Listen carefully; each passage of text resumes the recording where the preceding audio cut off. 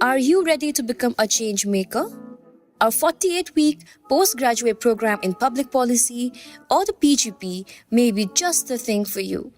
This hybrid program is designed to give you both the theoretical foundation and hands-on experience needed to excel in policy making. With a mix of expert-led webinars, in-person workshops, and policy simulation exercises, you'll gain real-world skills along with personalized mentorship. Through our policy programs, we connect good people to good ideas and good networks. Apply now at the link in the description to make an impact.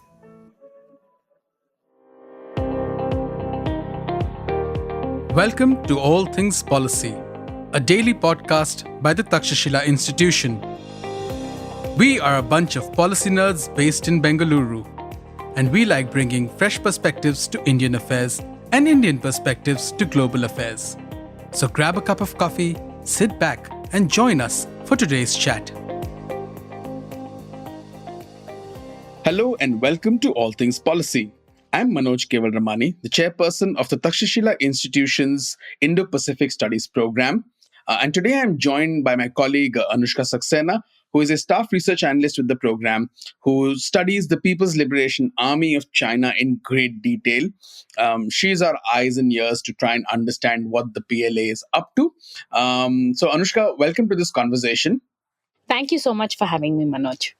So what we're going to be doing today is we're going to be talking about security and security from a Chinese perspective.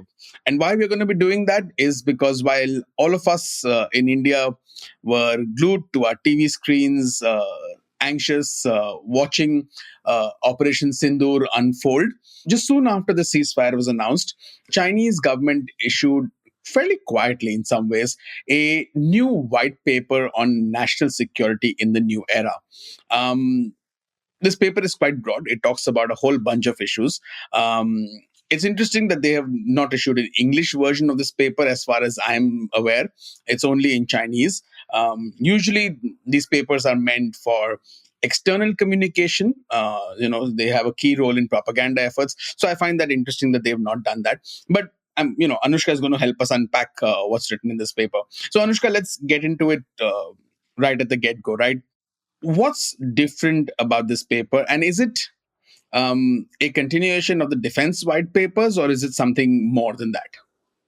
Right. Thanks so much for that, Manoj.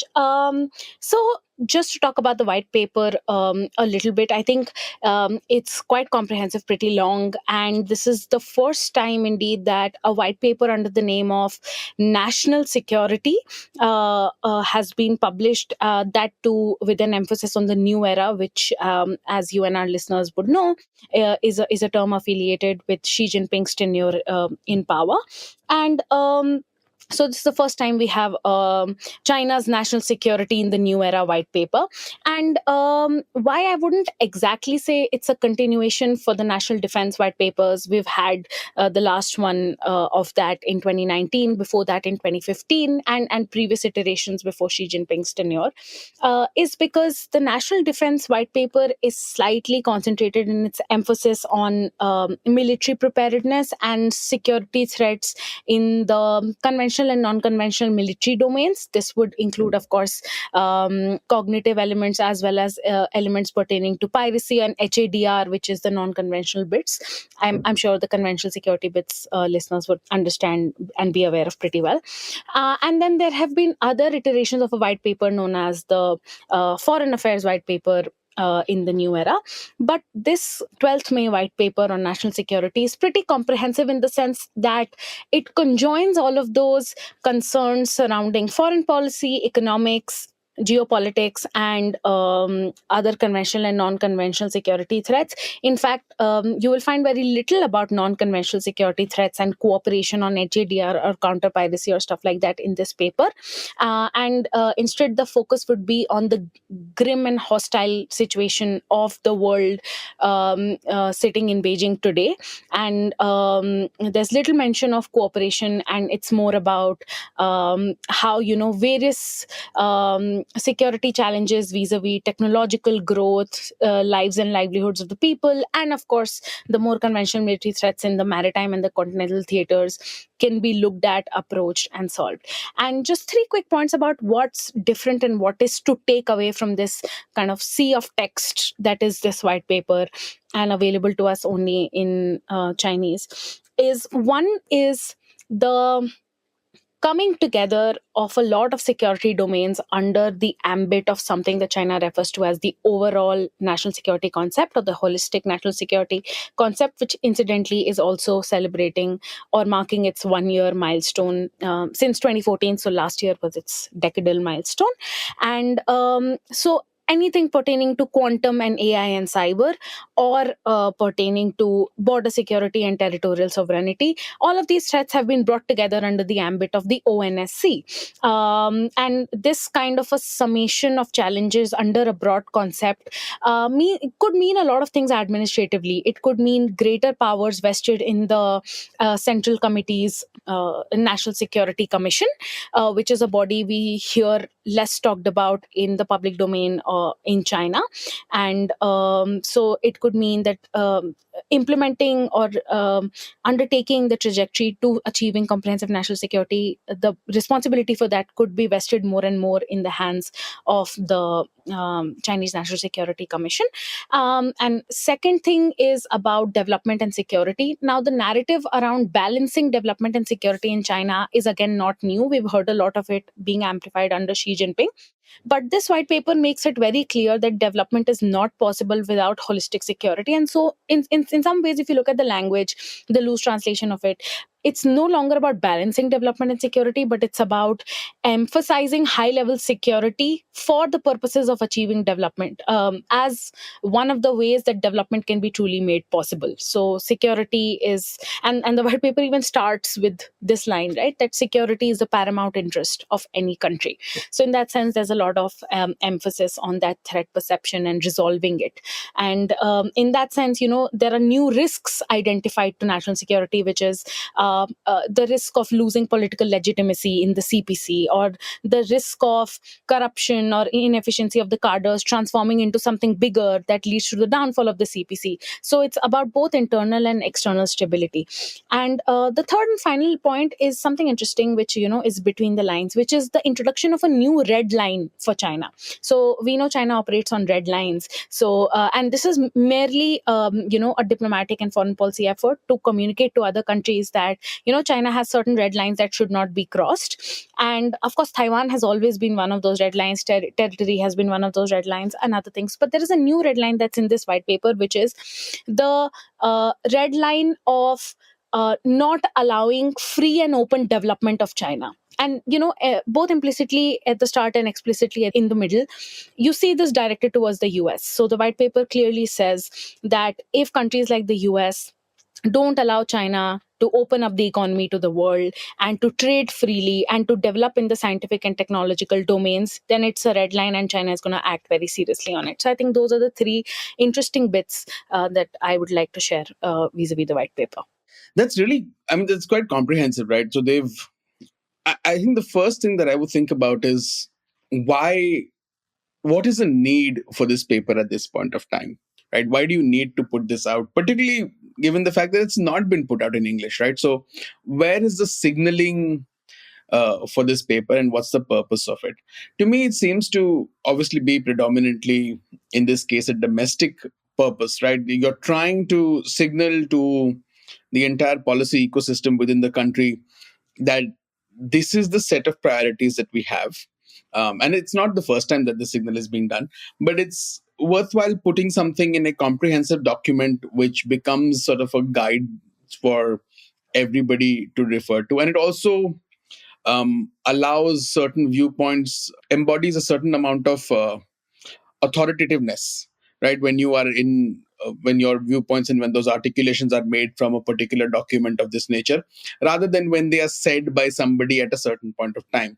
So if Xi Jinping was to say this, how frequently he says this, and it's one thing. But when they get codified in some sort of a document of this nature, which becomes a policy guideline, it probably is it's a stronger signal, right? And it's a stronger guide for people to take into account as they frame policy, particularly given the sort of fragmented nature of bureaucracies within China. So, so I think that to me, that's the one thing that I can think of as why you would want to articulate this. The articulation of also, like you said, the red line of development. I think that's really interesting, right? It's not the first time that they have made this argument to the US that, you know, blocking our development is part of a core interest issue from our point of view. But it's interesting again that that's been codified within this white paper, that this is a fundamental issue from Chinese perspective. And it also probably is an indication that they anticipate some of these pressures to continue for a period of time, right? So there's no great grand bargain or great grand deal in the offing, or at least they don't believe that something like this is in the offing. And therefore you're likely to see this particular friction with the US continue.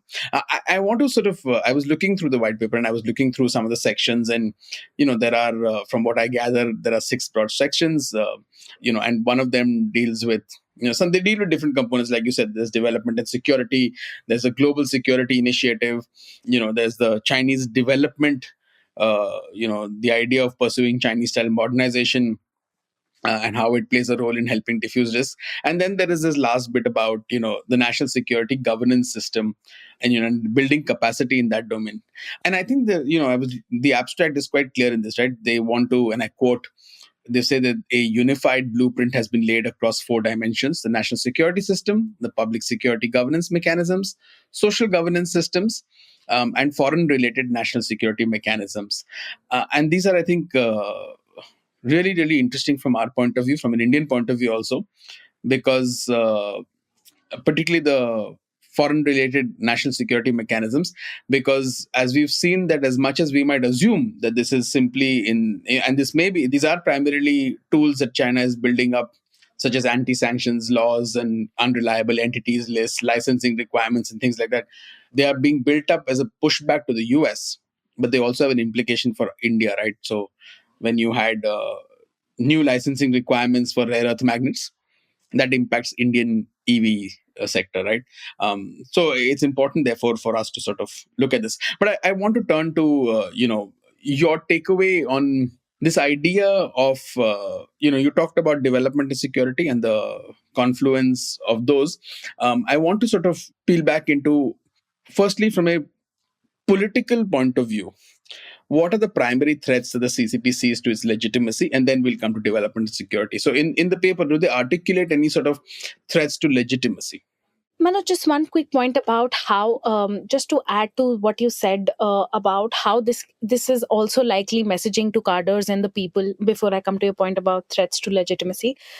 If you look at, and again, these can be interconnected, because if you look at some of the threats highlighted in the white paper, one of them talks about how still a lot of core and critical technologies continue to remain under foreign control, and still there continues to be instability in Asian affairs because of external interference. So these two kind of, and then subsequently the solution the white paper provides to these two kind of important threats pertaining to external actors is a display of confidence. So on the first one, the white paper explicitly says that the only way forward for cadres, local governments, and the people is to develop absolute self-reliance. So it's talking about people's self-reliance in maintaining lives and livelihoods, in about the police's role in making sure that there are absolutely no disruptions in the supply chain in the form of famine or earthquakes or anything of the sort. So doing absolutely perfect emergency response. And then, of course, the PLA's role in making sure that the people understand the value of security, and at the same time, they protect our interests.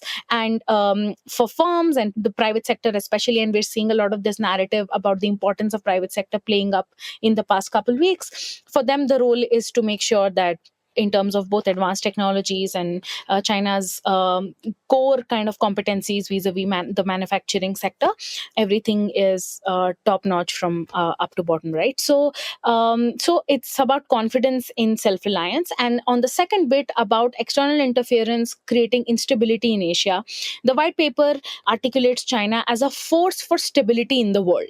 And it also says that, the preferred method, and this is repeated, but it says the preferred method for Asian powers and Asian economies is for them to sort sort it out between themselves. So you don't need the US, right? So it's also about China injecting stability and gifting the global security initiative to the region and the world as a means of securing, well, security without necessarily relying on external powers. So that excessive kind of emphasis on Chinese confidence and capabilities, of course, interesting, even if it's not new.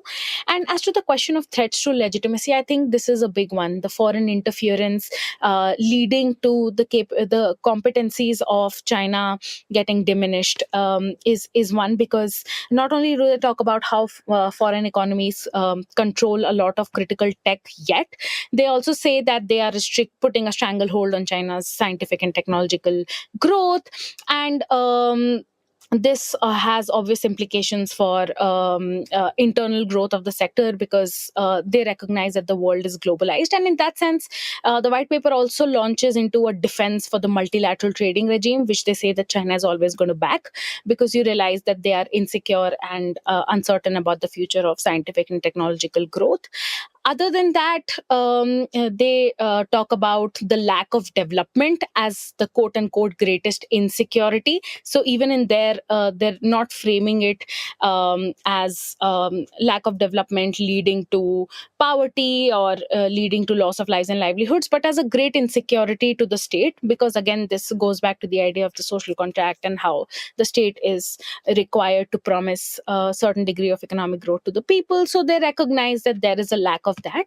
And in that sense, again, they say that the foundation of economic recovery is not yet solid, which means they acknowledge that there is a slowdown and this is a threat. It's a great insecurity. And so on that, they instruct whoever is reading this to control major natural disasters, industrial accidents, public health incidents, and violent crimes. And subsequently, the subsections under this break down how less the crime is in China, how it's one of the safest countries, how its supply chains are solid, how its industries are protected. But still, the emphasis is on how these are insecurities that need to be mitigated before they become real challenges and ultimately reflect in the form of economic degrowth and kind of stop recovery. And finally, of course, there are some military security threats, like the threat of Taiwan's independence and separationism, domestic opposition, terrorism, and religious extremism. So these are four big kind of military security threats that are highlighted. And of course, Taiwan independence is a repeated one, but domestic opposition, terrorism, and religious extremism are written about in the same breath as this, which again could indicate that maybe it's the environment, and so all of this discussion on terrorism, or maybe it's an actual feeling that there can be political instability and it can lead to the downfall of the CPC, that this is talked about. And then eventually, what I said earlier, they say that we have to nip political risks in the bud. So the CPC has to be the guiding light for all opposition parties in China, and all opposition parties should support the CPC's role in growth and development and so on and so forth. So I think these are the 3-4 big threats that they see to stability, even if not legitimacy. And the interesting bit is the acknowledgement that they are now in an economic recovery process and it can still be hindered by a lot of these factors. Yeah, and no, I think that's very interesting, right? I also find fascinating that at the top of their threats is this concern around westernization, universal values, and one would assume that some of these concerns would have eased given the state of affairs and US credibility and American domestic politics and the shift in that. But it seems like this is an articulation of positions that are deeply held already, rather than sort of new analysis in terms of what's going on. What does the paper have any sort of? Because as I'm going through it, I don't see necessarily anything specific around defense spending or things like that, which like the defense white papers do have. Does it have anything around that? And how does it characterize? I noticed that it talked about peaceful reunification as a goal without eschewing the potential for use of force with regard to Taiwan. But firstly, on defense spending, does it have anything specific that we can pick up with regard to China's the PLA's development and focus going forward?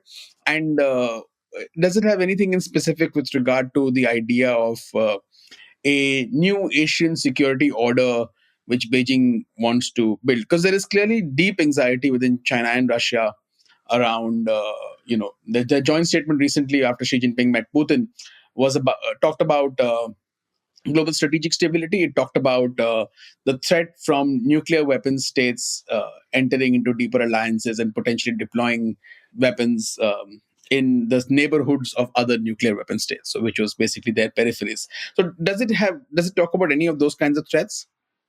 Yeah, all three interesting points. So, first, if I can quickly tackle the bit about defense, I think there is very little on spending. In fact, for some research, I was going back to the government work report that was talked about in the March NPC sessions, and even that doesn't highlight how what is the increase in defense spending. I think this is the first time that the defense numbers, spending numbers, are only mentioned in the local and central government budget document. So there's nothing about defense spending or a hike in numbers, but there is a bunch of repetition surrounding what the goals of military modernization are, and there is a serious emphasis on the PLA getting its act together and making sure that jointness, interoperability, national security awareness, all of those are worked on and improved.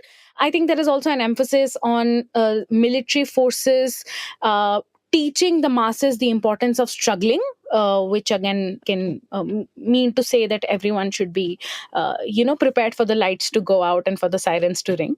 But I mean, not necessarily in a doom impending way, but it's just listed as one of the priorities for military modernization, which again, for somebody looking for signals, is an interesting thing.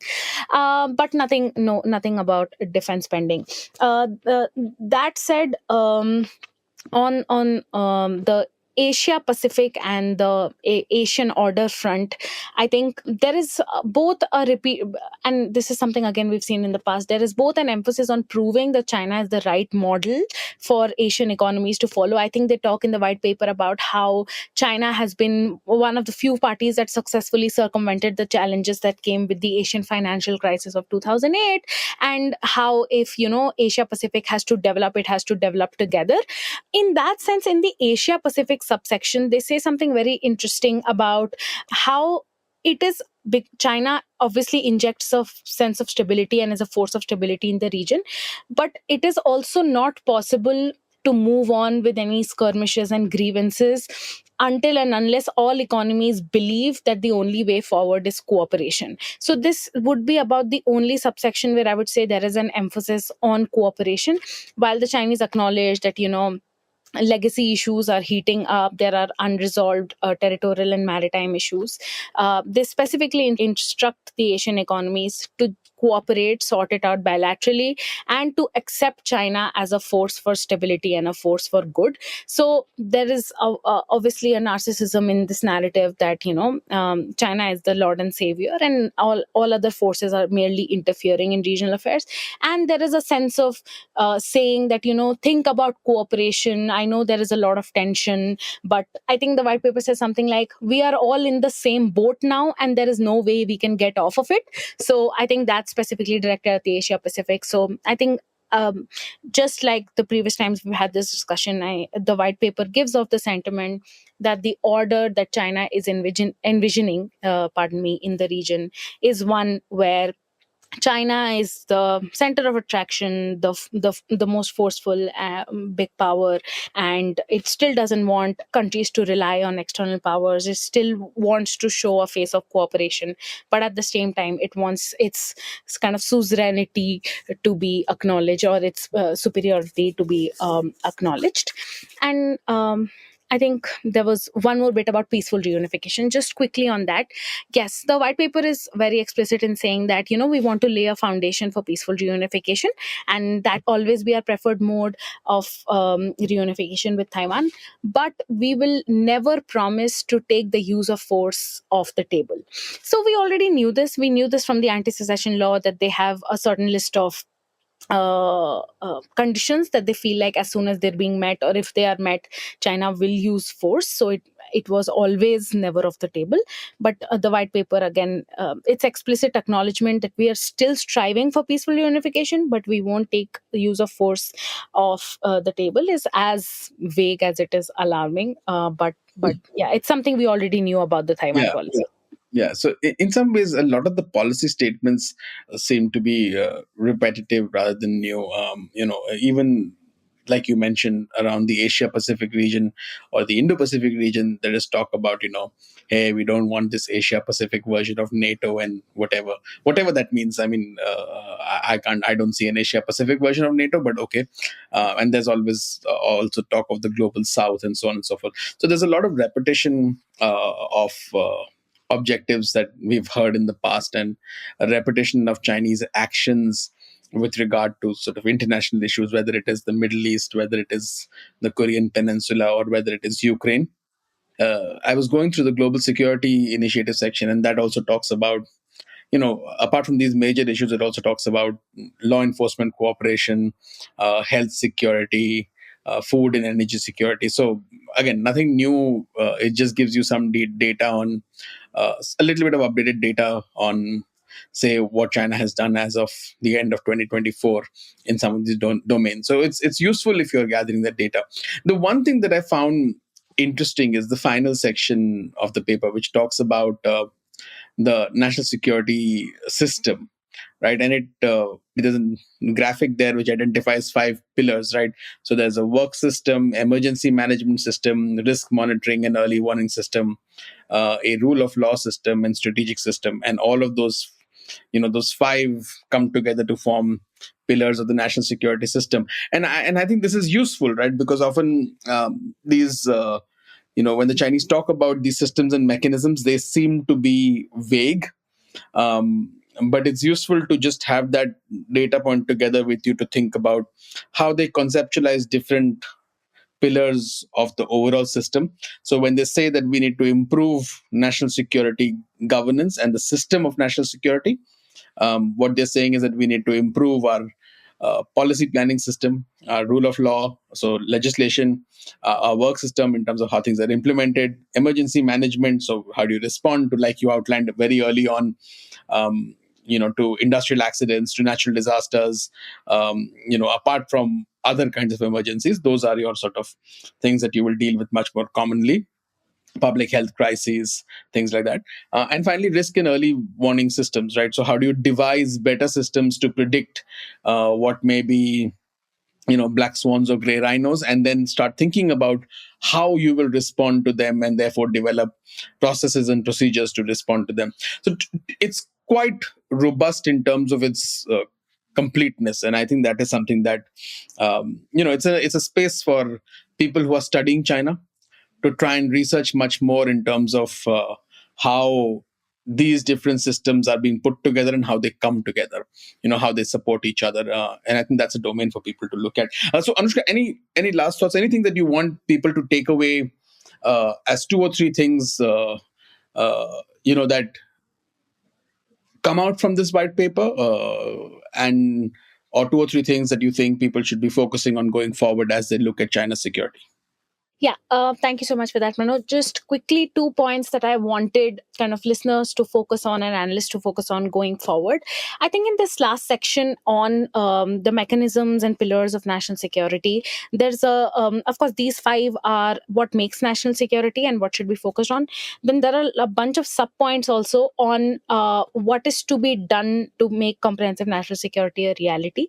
And the 2 points that I think we will see emphasis going forward, and there is merit to following, is one, there is a focus on implementing energy supply diversification and the overall coordination and connection of strategic mineral resource exploration, production, supply, storage, and marketing. So clearly, even though at Takshashila some of us have argued that China's critical mineral export controls may not have been as effective as dealing the blow that they hoped to, they still continue to believe in Mao's dictum, right? That, US has oil or Russia has oil, we have critical mineral, right? So they want to focus on that, and at the same time they want to focus on energy supply diversification. So this can mean two things. One, this can mean a shift in domestic priorities from the sole focus or the large focus on coal to more renewable verticals, and it could also mean from an external perspective diversifying sources of energy. And Russia is the biggest supplier of energy components, oil, for example, and natural gas to China. So I don't know. I don't know if I'm reading too much into it, but the focus on energy supply diversification is definitely an important thing. If the Chinese have listed it as one of 7 ways to approach national security, and the second is on what you referred to earlier, the foreign-related legal system and legal implementation system. So, this is one of the things that the white paper identifies, that it is the goal and responsibility of the Chinese state to protect Chinese people abroad and at the same time influence others abroad and make them more sympathetic to China's security interests. So we're now seeing the anti-foreign sanctions law, the foreign trade law, and I think 2 or 3 other, there are the big 4, which are now on the legislative priorities of the State Council for 2025. So we're going to see these legislations develop, and ultimately at one of the NPC sessions they're going to get passed, and then how they're implemented will again be a responsibility guarders have to fulfill. So it just might be an interesting thing to see how effective these are and what their provisions are. But that's about it. Awesome. Thank you so much, Anushka, for that detailed breakdown of that white paper. My recommendation to every policymaker around the world who's dealing with China is that the next time somebody from Beijing tells you that the West or your country has securitized everything and there is a pan-securitization which is not good for the world economy, please give them a copy of this white paper and let them read it. Anushka, thank you so much for this conversation, and I hope that our listeners can take away the broad points that you brought out. And yes, if you're interested in some of these areas of research, you can also reach out to us, and we'd be looking to partner with serious people who have a new way of looking at some of these issues, a breakthrough way of looking at some of these issues. So do write to us, and if you agree or disagree with some of the things that we've said, that's also fine. You can reach out to us and let us know. That's how we can all generate deeper ideas. Thank you so much for listening, and keep tuned to All Things Policy. Thank you so much. If you liked our show, dive into Takshashila's research on technology, strategy, and economic affairs. Check us out at our Twitter handle @Takshashila INST or our website takshashila.org.in.